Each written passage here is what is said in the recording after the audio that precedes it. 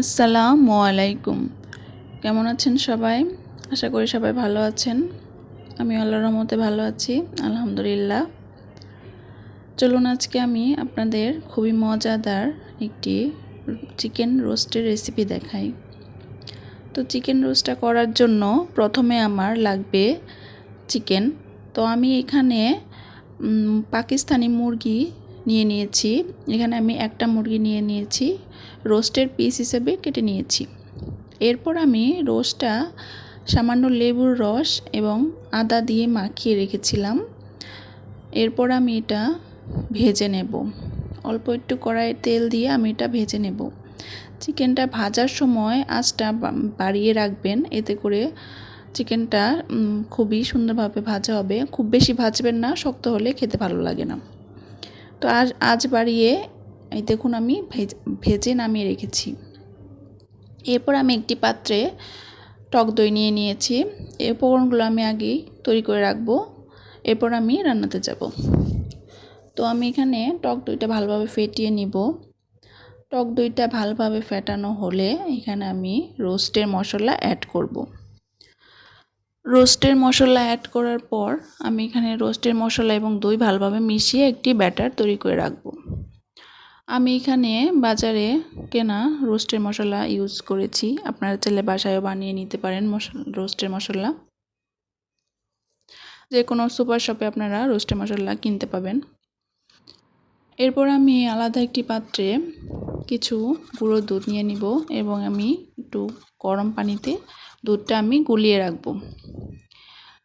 সব কিছু উপকরণ আমি সাইডে রেখে এখন আমি যে কড়াইয়ে চিকেনটা ভেজেছিলাম সেই কড়াইয়ে আমি সামান্য একটু ঘি দিয়ে দিলাম।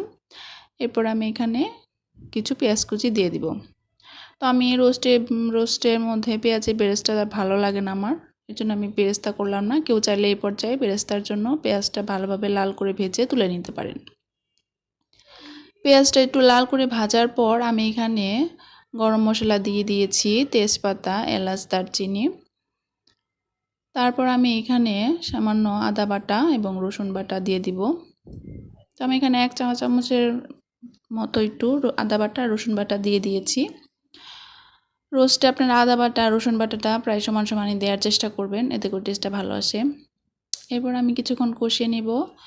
এরপর আমি লবণ দিয়ে দিব এবং আমি এখানে কাঁচামরিচ বাটা দিয়ে দিচ্ছি।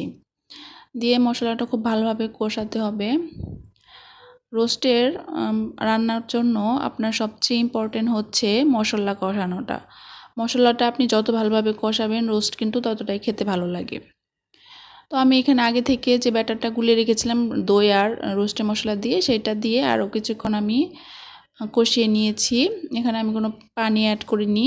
দেখতে পাচ্ছেন মশলাটা খুব সুন্দরভাবে কষানো হয়েছে এবং তেল উপরে উঠে এসেছে। এ পর্যায়ে আমি ভেজে রাখা চিকেনগুলো দিয়ে ঢেকে দিয়ে কিছুক্ষণ রান্না করব। এ পর্যায়ে চুলার আঁচটা একটু মাঝারি করে রাখবেন, যাতে করে মুরগিটা খুব ভালোভাবে সেদ্ধ হয় এবং খুব ভালোভাবে মশলার সাথে মিশে যায়। বেশ কিছুক্ষণ কষানোর পর আমি এখানে যে দুধটা গুলে রেখেছিলাম সেটা দিয়ে দিব। এরপর আমি এখানে কিছু কাজু বাদাম বা কাঠবাদাম দুইটাই একসাথে আমি বেটে একটু গুলিয়ে নিয়ে ওটাও দিয়ে দিয়েছি, এতে করে টেস্টটা ভালো আসে। এরপর যে লবণ টেস্ট করে লবণ দিয়ে দিবেন। এখানে আমি সামান্য চিনি অ্যাড করছি টেস্টের জন্য, আর আমি এখানে এক টুকরো লেবু অ্যাড করব। আপনারা টেস্টটা বুঝে নেবেন, যদি বেশি টক হয় টক দই তাহলে আপনার লেবুটা অ্যাড করবেন না, আর যদি দেখতে পান যে মিষ্টি মিষ্টি লাগছে তখন আপনি লেবুর রসটা একটু অ্যাড করে দেবেন। এরপর আপনি ভালো করে চিকেনটা সেদ্ধ হওয়ার জন্য বেশ কিছুক্ষণ জাল করে নেবেন এবং কিছু আস্ত কাঁচামরিচ দিয়ে দিবেন। এতে করে কাঁচামরিচের যে টেস্ট ঘ্রাণটা সেটা রোস্টে ছড়িয়ে যাবে এবং রোস্টটার খেতেও ভালো লাগবে। এরপর কিছুক্ষণ রান্না করে এই তো আমি নামিয়ে নিলাম। এই দেখতে পাচ্ছেন ঝোলটা কত গাঢ় হয়েছে আর মুরগির মাংসটাও খুব ভালোভাবে সেদ্ধ হয়ে গেছে।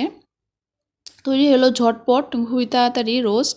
আমি এখন নামিয়ে একটা দেখাচ্ছি আপনাদের। দেখতে পাচ্ছেন খুবই সুন্দর হয়েছে, কালারটাও খুব সুন্দর এসেছে। আপনারা বাসায় বানিয়ে দেখতে পারেন, খুবই মজা হয় রোস্ট রেসিপিটা।